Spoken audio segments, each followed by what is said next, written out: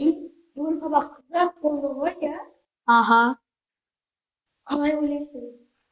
Ол да мені жақсы көре ме екен деймін? Аха. Шын ба? Ой, сен тыңдап та тұрған жоқсың ғой. Есіл дерттің бір телефон. Ау, не дейсің? Ештеңе. Сен үйге барған соң не істейсің? Үйге барған соң фәзден келесі уровеньге өтуім керек. Сен сонда сабақ орындамайсың ба не? Таңертең сабаққа келіп, ағылшыннан көшіре салам. Менің мамам мұғалім ғой. Я, біздің апай сенің мамаң екен ғой. Өзің не істейсің? Мен тамақты ішіп, сабақты оқып, домбыраға барамын. Али, саған өтініш, бізге бүгін жаңадан аға келеді. 50 оқушыға бірақ оқушы ғана қалды. Қатысшы, Али. Қойшы, сендерде 49 оқушы ма не? Потолок. Қойшы, мен бармайым. Мен домбыраға барған барып жүргеніме 2 күн болды. 50 оқушыға бірақ оқушы ғана қалды. Қатысшы, Али. Домбыра маған қызық емес, үйде жұмыс жетеді. Жарайды онда, өзің білесің ғой. Бірақ ойлан, Али. Али, мен саған зал оқығаныма жарты сағат болды ғой. Сабақ уже баяғыдан біткен. Қойшы, бітті ма не? Онда менің қарным қатты ашып кетті, жүр дүкенге барып қайтайықшы. Керексіз оймен миым былғанып, сөзіне көптің жиі алданып, әйтеуір жүрген менде бір ғаріп өзімді өзім жүріп кері тартып, бірдерін шекті, бірді қыбасы өтуде солай бұл жүйрік уақыт, я қиялдаймын, не бір нәрсен армандаймын, бірақ әрекет қылмаймын, не қылған бір сормаңдаймын.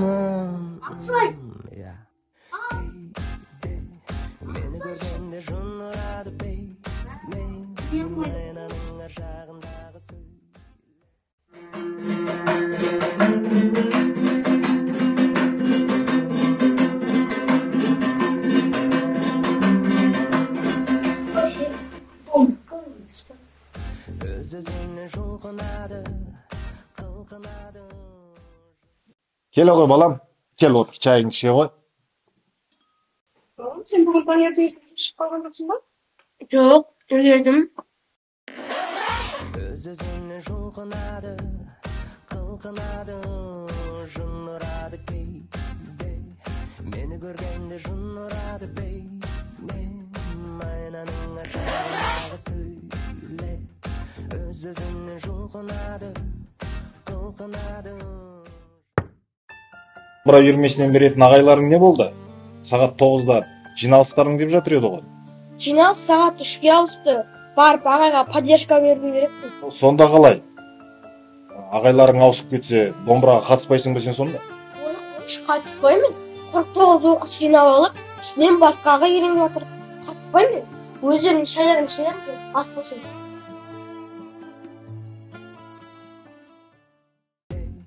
Мені көргенде жын ұрады бейне, айнаның ашағындағы сөйле, өз-өзіне жұлқынады. Али, балам, сабақтан келдің ба? Тоңазытқышта тамақ тұр, соны жылытып жеп ал. Пеш өшіп қалмасын.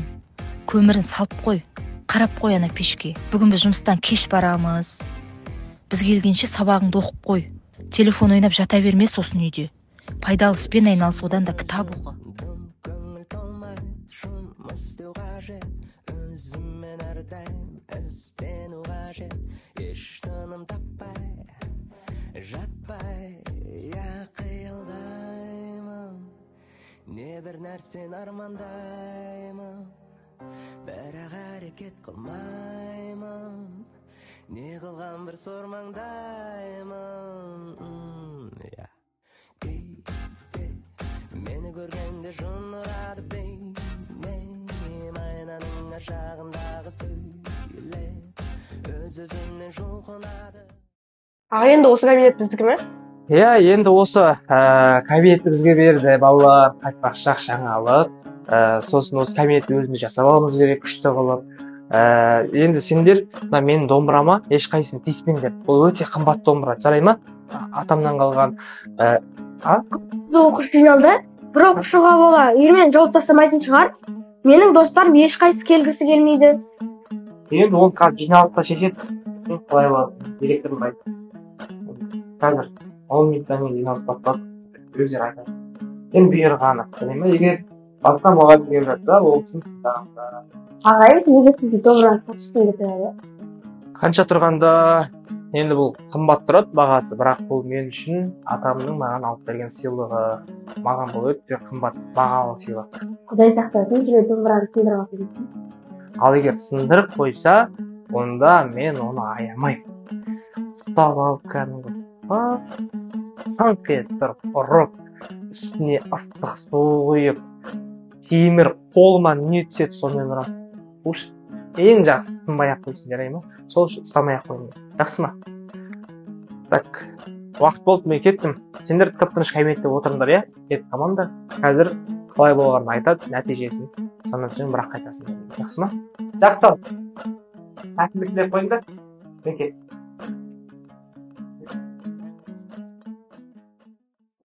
Жанар Аманжоловна, бүгінгі мынау не жиналыс, мен түсінбедім ғой. Бізге домбыра үйірмесіне жас мамандар келіп жатыр. Соны бірігіп бірге таңдайық. Сіз маған көмектесіңізші. Жарайды, жақсы. Көрейік. Саламатсыздар. Келіңіздер, келіңіз. Келіңіз, отырыңыз. Саламатсыз.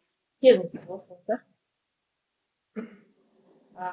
Сіздер енді жаңадан келіп жатқан, жаңа домбыра үйірмесіне жас мамандар екенсіздер, иә?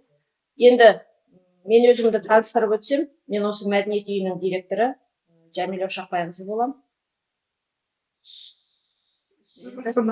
Мен Обырайлық орталығын тегін үйірмелерінің басшысы боламын. Тұрғынбаева Жанар Аманжоловна. Сіздер екенсіз, Өздеріңіз таныстырып өтсеңіздер. мен Қайықбай Ерғазы Қайықбайұлы, Алматы облысы Балқаш ауданы Бақанас ауылының тумасымын. 2016-2019 жылы Қаскелең мәдениет колледжінің түлегімін. Қазіргі таңда Құрманғазы атындағы Қазақ ұлттық консерваториясының 4-ші курс студентімін. Бұйырса. Менің есімім Жарқынбек Сәбит Нағашбекұлы болады.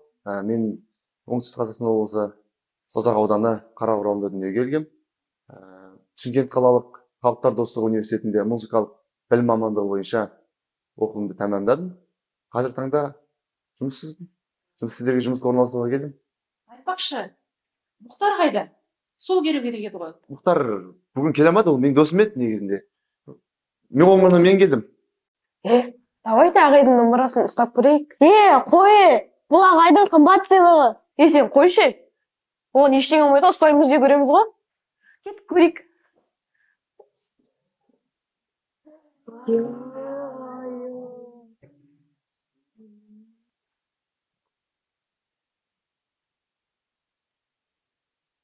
Қараңдар.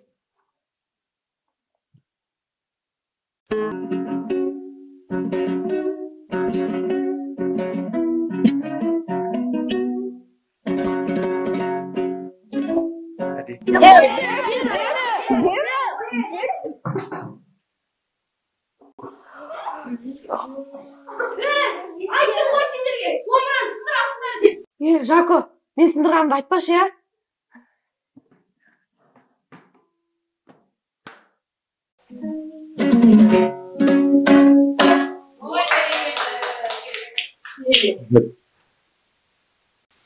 Мен домбырамды алып келейін. Ұмытып кеттім ғой. Мына жігіт қазір келем дегенше мен онда баянмен өлең айтып берейін, баянмен өлең айтамын.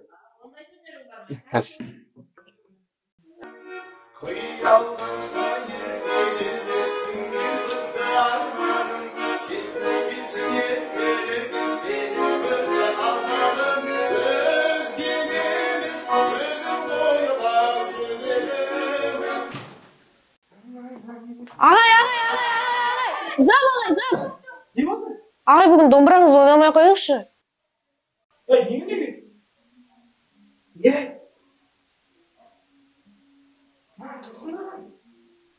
Сен ба?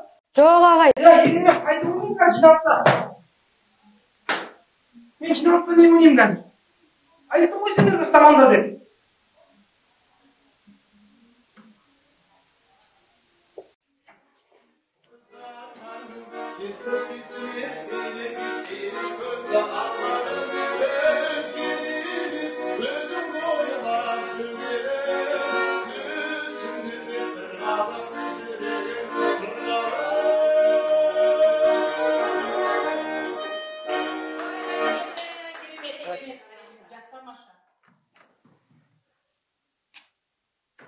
Айтпақшы, домбыраңды ойнатсам бола ма? Жоқ.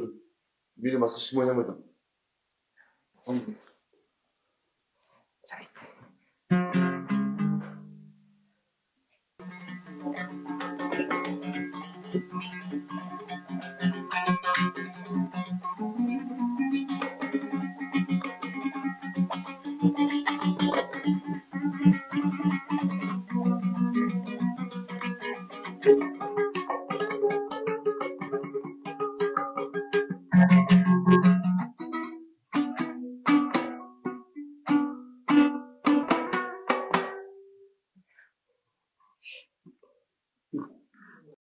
Ертең ойнап берсем бола ма? Ұмытып қалыппын. Ал енді сізге бір сұрақ қояйын. Сіз тек қана домбыра тартасыз ба, жоқ күй ғана үйретесіз ба, әлде дәстүрлі әндерді үйретесіз ба? Жоқ, мен тек қана күй үйретемін. Домбырам кішкене дұрыс болмай тұр. Әйтпесе былай. Ұмытып қалдым да мына жерде нелер көрінбейді екен де. Бірақ басқа ертең күшті ойнап беремін негізі. Жарайды, онда жақсы. Екеулеріңізге де рахмет, көп-көп. Сыртта күте тұрыңыздар, қазір кейін жауабын айтамыз шақырып. Ақылдасып алайық.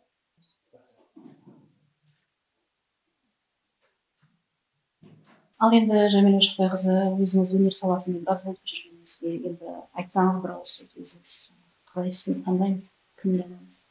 Жаңа роман жолына енді мен айтсам, жаңағы сәбит дұрыс болып тұр. Өйткені ол күйді де тартады екен домбырамен, әнді де дәстүрлі әндер айтады екен. Осының бәрін біздің жас жеткіншектерімізге үйретсе, біз шатыспаймыз деп ойлаймыз.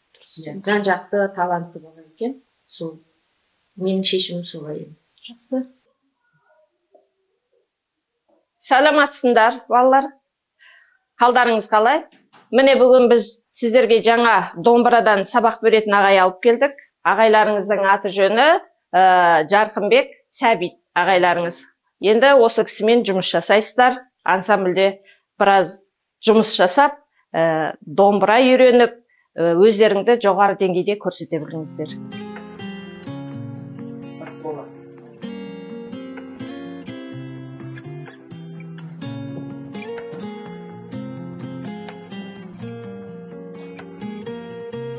Сабақтарыңыздан қарай жалғастыра беріңіз. Жақсы болыңыздар. Meni görgende jın urады beynim, aynaның ар жағындағы